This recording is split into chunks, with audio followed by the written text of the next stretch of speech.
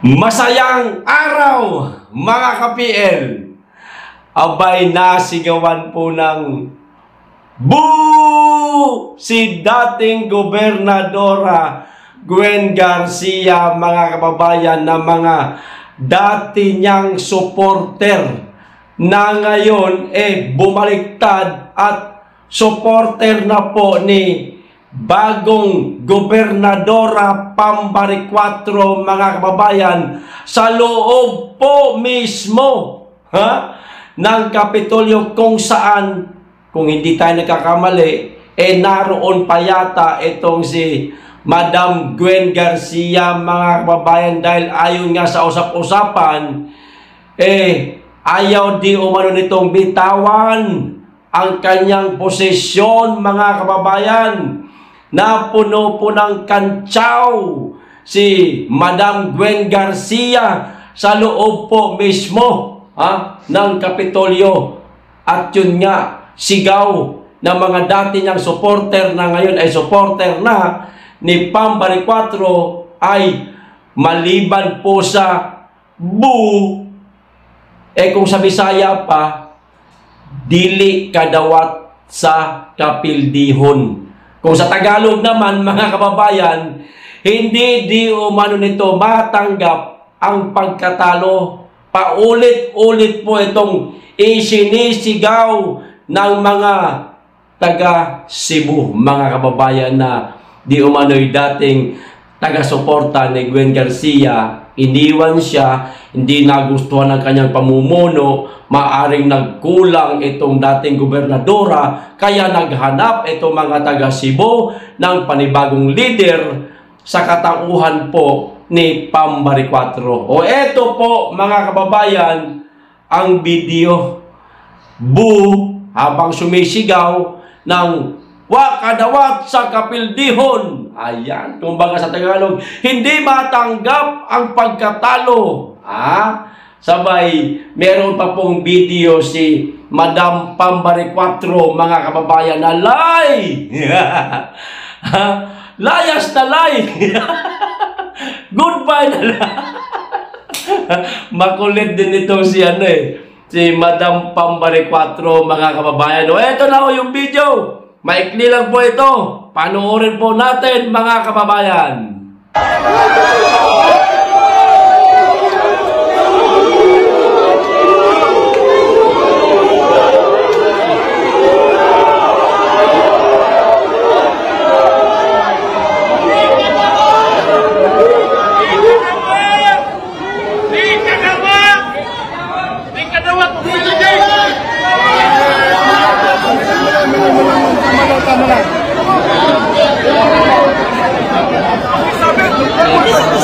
Abogadong win. Kalma lang.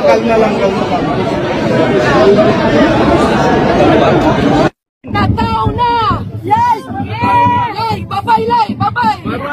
Babay lay!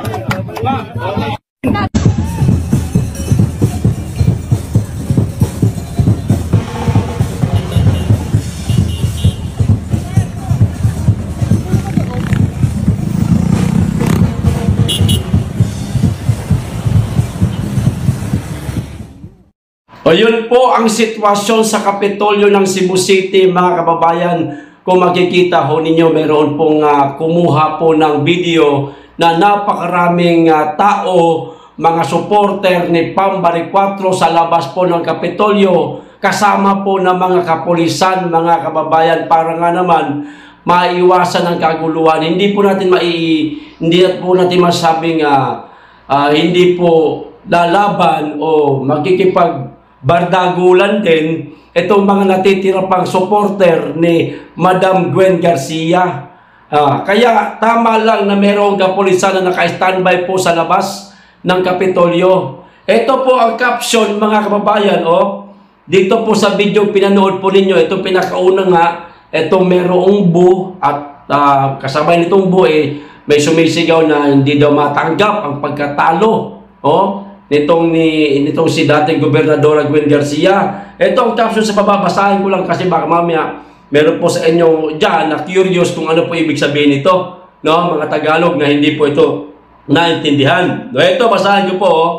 Luoyag kaagi ni Gwen, oy. Kaawa-awa daw ang kalagayan ni Gwen, mga kababayan. Kantsawan magtamans mga tao. Kinantsawan daw ng todo-todo ng mga tao. Di manggod daw kadawat sa kapildihan hindi daw po makatanggap ng kanyang pagkatalo. Grabe ang taga Cebu. Maisog, syagit gyud. Yan, grabe daw ang mga taga Cebu. Talagang sumisigaw, mga kababayan, at maisog pa di umano itong mga taga Cebu. Ganyan po sila makipaglaban, mga kababayan, para po sa kanilang lugar. Ayan, di ba? Talagang mahal lang po nila ang Cebu. Kaya siguro, hindi nakakapagtaka, mga kababayan, na biglang bumaliktad ito mga dating supporter ni Gwen Garcia at naging botante naman po ni Madam Pambaricuatro. Kaya nanalo sa pagka-gobernadora. Yun nga lang, mga kababayan, ayaw daw po bumaba nitong isang ali. Madam Gwen, para po sa Cebu na lang. Total, ang One Cebu, matagal ka ring tinulungan yan.